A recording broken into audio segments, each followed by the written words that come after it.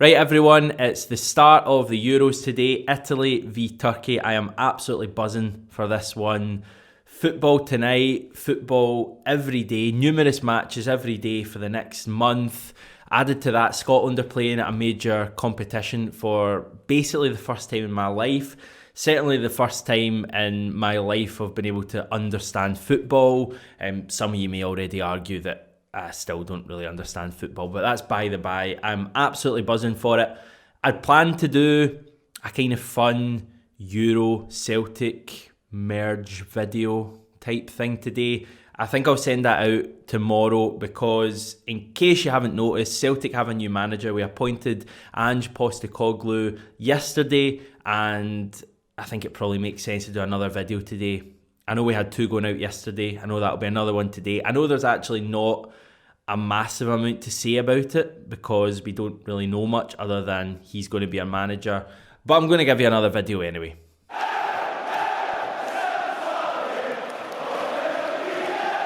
We've had a welcome boost in subscriptions to the channel over the last 48 hours or so. I think you're all just getting on board with Postecoglou. Probably quite a few new Aussie fans of the channel subbing to the channel. If you are one of the new people, if you're Aussie, if you're from any other country in the world, just let me know in the comments below. Say hi. It'd be nice to meet some new people who have maybe come across the channel over the last 48 hours or so. As I say, we're trying to get to 15,000 subs by the next time Celtic play a competitive match. So I think it's July the 20th or July the 21st. It's a bit of a tall order, but it can be achieved.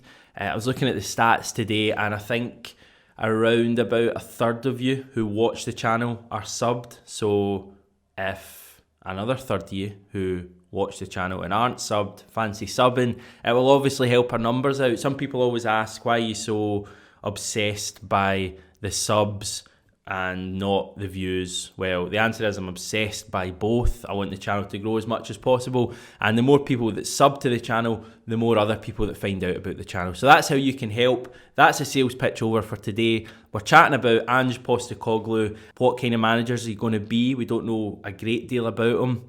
Who's he going to bring to the club? What new way of playing are Celtic going to have? Are we going to finally have an identity that we haven't had basically since Brendan Rodgers left the club? These are all questions that are on the lips of all Celtic supporters, but generally I think we are quite excited and intrigued.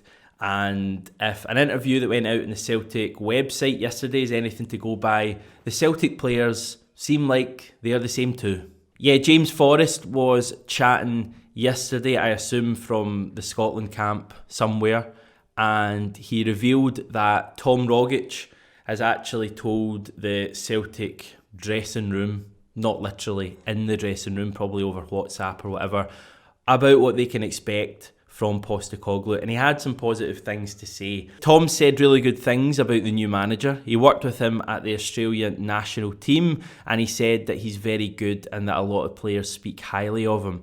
And what Tom said about him, you're hearing that from a lot of different people. So that's a good sign, and I'm looking forward to him coming in. I think it's an exciting time for the players, the fans, and everyone at the club. Rogic is clearly a fan of Postecoglou. I've seen a few people dredging up an article from, I think, 2016, when Rogic compared the then Aussie boss Postecoglou to then Celtic boss Brendan Rodgers. He said that they're quite similar in the way they approach football and training and matches, and he said they're both quite positive and both quite intense as well. It's positive that Rogic, a guy who's worked with both, sees a comparison between the two of them, and that's even before Postecoglou was ever linked to Celtic. So this isn't just like revisionism from Rogic trying to make us all feel better. This was an interview way before Postecoglou was ever even considered to be Celtic manager, although knowing Peter Law, he'll probably claim he had a dossier on Postecoglou from like 1984 or something like that. But it's encouraging to see.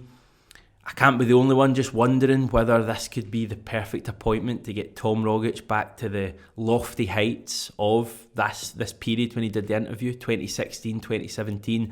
That's when he was at his absolute peak of his powers, and we haven't really seen it over the last 3 years. you'd be forgiven for thinking that Tom Rogic was in his late 30s and about to hang up his boots in the next couple of years. He's only 28 and he's not 29 for, I think, another 6 months. So he's still a player who right now should be playing close to his peak. He's in his peak years and he should be, knowing his quality, able to provide double-figure goals and more assists. He should be able to play a lot of football. He should be able to play at the highest level. He's already done it in the Champions League, the Europa League, big derby matches in Scotland, cup finals. We know he has that bit of quality, and I just wonder if this could be the ideal manager for him to get the best out of him again. He was hardly consistent last year. He was poor, like basically the entirety of the Celtic squad, but he did have a wee spell. It was a tiny spell, blink and you miss it, about 2 or 3 games, I think in September or October, when Tom Rogic was pretty good. I remember him being unplayable at Fir Park in a 4-1 win. So he does still have it in him, and if he can get playing consistently and Postecoglou can get that consistency out of him, I do still think there's hope there for Rogic. That's part 1 of my lazy journalism. Even worse lazy journalism, part 2. Given that our manager was born in Greece, Greek-Australian, and he has a very Greek-sounding name, I just wonder if that could be the kind of relationship that could help Vasilis Barkas to be a good Celtic goalkeeper. I mean, it would help if he could make a save now and again. Maybe that's too much to ask.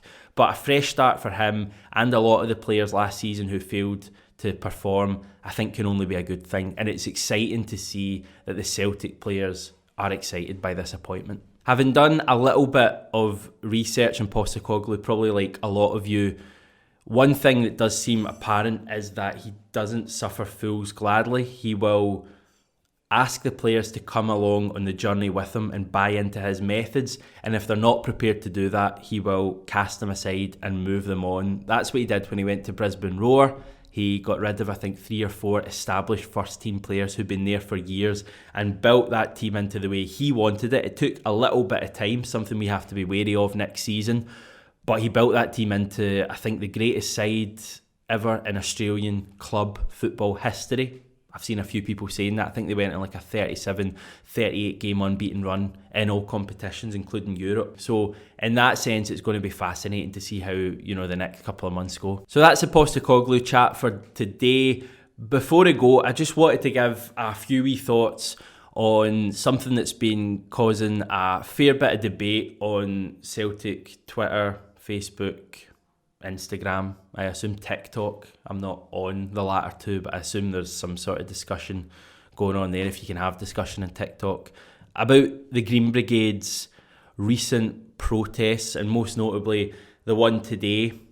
I said yesterday jokingly on the channel that we'd never know who was on banner number 106. Well, we actually got an indication today because the Green Brigade finished their protest by displaying all the names of the people that they had shown and planned to show in the next few days had Celtic not appointed a manager. They said that the board was not fit for purpose. And most interestingly and most controversially, Dominic Mackay was included on the banner like he was a couple of days ago, I think on banner 102 or 103. I like a lot of the work the Green Brigade do and the North Curve as well. I'm genuinely not just saying that. I've always been big admirers of the atmosphere they bring to Celtic Park, and I think the vast majority of their protests are really good. I thought last season their protests against Lowell, Lennon, Desmond, Bankier were absolutely spot on and hit the perfect note. I do think they've got part of this wrong by including Dominic Mackay. This isn't me standing up for Dominic Mackay against the Green Brigade. It's not as polarised a debate as that. I just think it is a bit of an error of judgment to castigate Dominic Mackay and bring him into this shambles when he has only been in the job for, I think, 5 weeks and hasn't actually formally started as his own man. That's not until the 1st of July. I just think we need to remember who we're frustrated with, who we're angry with at Celtic, and I hope that the Celtic support as a whole can remember that. I think we need to get behind this guy until he gives us a genuine reason to be unhappy with what's going on at the club. I think we need to remember who we're angry with. The other members of the board, fair enough.